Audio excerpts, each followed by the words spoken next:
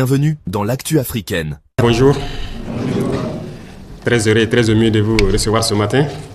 Et je tiens à vous dire merci à tous qui avez fait le déplacement de Ouagadougou pour nous soutenir, nous honorer et nous accompagner dans cet événement qui n'est pas forcément heureux, mais un événement interpellateur.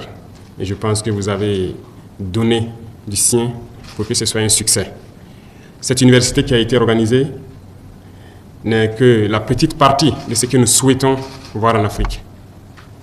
Seul l'éveil de conscience par l'instruction pourra nous amener à pouvoir soutenir nos révolutions et changer le visage de l'Afrique. Tout commence par là. Et je vous remercie du fond du cœur d'avoir pris de votre temps, de votre énergie pour donner la connaissance, pour échanger avec vos frères du Burkina Faso, mais de toute l'Afrique. Parce que vous êtes suivis à travers la plateforme numérique aujourd'hui, qui ont réussi à rompre les barrières, qui ont réussi donc à estomper les voix des impérialistes qui, avant ces plateformes numériques, n'étaient que les seuls qui pouvaient faire passer leur message à travers la radio, la télévision. Donc merci grandement à tous d'être là. Merci pour ce message, merci pour cet encouragement que vous êtes venus nous donner. Et je vous remercie mille fois encore. Merci grandement. Je pense qu'aujourd'hui, tout le monde doit comprendre que l'ordre mondial, comme vous l'avez si bien dit, il n'y a que deux camps. Et chacun devra choisir son camp. Ceux qui prétendent être neutres, soit n'ont absolument rien compris, ou ont peut-être le cerveau éteint. Il faut le dire clairement. Il n'y a pas de neutralité possible. Il y a les oppresseurs, il y a les opprimés.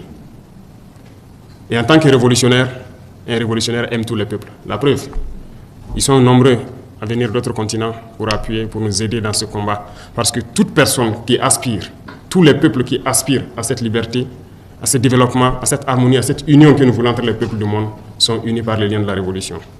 Voilà pourquoi il n'y a pas de barrière et un révolutionnaire aime les peuples. Partout où il y a l'oppression, partout où il y a des peuples qui sont dominés par d'autres individus, les révolutionnaires doivent pouvoir donner de la voix. Et merci donc à vous qui êtes venus du continent européen, américain, un peu partout, pour nous soutenir, parce que la cause de Thomas Sankara, certes, le 15 octobre 1987, on a cru avoir assassiné l'homme et ses idées. On a tenté de détruire toutes les archives, même en passant par notre télévision nationale. Les gens ont essayé de détruire tout ce qui pouvait exister. Ils sont témoins, vous pourrez passer à la RTB les demander. Toutes les boîtes d'archives ont été vidées, essayer d'effacer totalement les faits de Thomas Sankara. Dieu merci, certains ont pu conserver beaucoup de choses de lui. Aujourd'hui, plus que jamais, on se rend compte que l'homme, oui, la chair s'en est allée, mais l'esprit demeure sur le monde. Aujourd'hui, beaucoup de chefs d'État africains se cachent derrière une soi-disant démocratie, fabriquée à l'africaine, essayant de copier peut-être leur maître impérialiste. Mais aujourd'hui, la démocratie montre ses limites. Elle s'est développée, elle a atteint son apogée. Aujourd'hui, elle est en déclin. Ça, il faut le reconnaître. Il faut que nous arrivions à fabriquer notre modèle. Et notre modèle, c'est africain. Et tel qu'ils le disent, si la signification du mot démocratie est telle qu'ils le disent, c'est que c'est né en Afrique. Alors, ici, nous avons notre manière de voir les choses. Il faut que nous redevenions africains et que nous acceptons de vivre africains. Comme disait le camarade président Thomas Sankara, c'est la seule manière de vivre libre et de vivre digne. Qui aujourd'hui plus que vous pour passer ce message au monde entier? Qui aujourd'hui plus que vous pour éveiller les consciences? Comme je l'ai dit, tout commence par là. Si la jeunesse ne connaît pas son histoire, la jeunesse ne comprend pas le monde d'aujourd'hui, ne comprend rien de la géopolitique, vous avez beau tourner ciel et terre, ils ne pourront jamais comprendre la démarche de la révolution. Il va de soi qu'à partir de maintenant, partout où nous sommes, que nous puissions faire passer le message de notre histoire, d'où nous venons, qu'est-ce que nous faisons aujourd'hui, pourquoi le monde est ainsi fait, pour que les gens puissent comprendre, emboîter le train de la révolution et qu'on puisse avancer vers un développement harmonieux, vers une union africaine réelle. Car cette union africaine qu'on le dit aujourd'hui de façade, on ne la sent pas. Il n'y a pas d'union. Le continent est déchiré par des guerres, tout cela par la manipulation des impérialistes. Ils ne veulent que nous voir déchirés, nous entretuer pendant qu'on pille nos richesses. Mais il faut que le message passe. Il faut conscientiser. Il ne faut jamais s'arrêter de parler. Certains diront que beaucoup d'entre vous peut-être parlent beaucoup. Moi, j'ai été longtemps accusé de ça, mais il faut toujours parler. J'ai rencontré une fois le président vénézuélien. Il me disait, le père de la Révolution, chaque jour, il parlait à la radio. Et lui-même, qui était son fidèle, se demandait, mais pourquoi tous les jours il parle? Et Chavez l'a dit, il faut toujours parler pour que les gens comprennent le message et que le message de l'impérialisme ne puisse pas passer. Aujourd'hui, plus que jamais, lui, il l'a compris et il était venu juste pour m'encourager de continuer à parler. Pendant que sur le continent, nos frères, peut-être qui n'ont encore rien compris, nous disent qu'on parle trop. Et souvent, ce sont ces soi-disant intellectuels qui n'ont peut-être pas compris, qui ont été totalement formatés par le système occidental, par le système impérialiste, qui trouvent qu'on parle trop. Parce qu'ils ne peuvent pas comprendre et percevoir le message qu'on passe.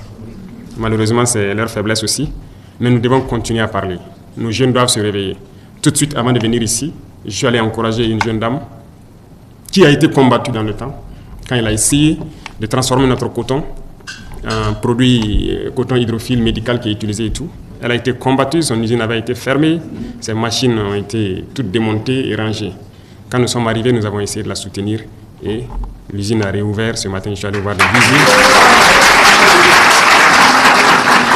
Ce qui se passe, l'Afrique ne demande que ça, produire, transformer et consommer.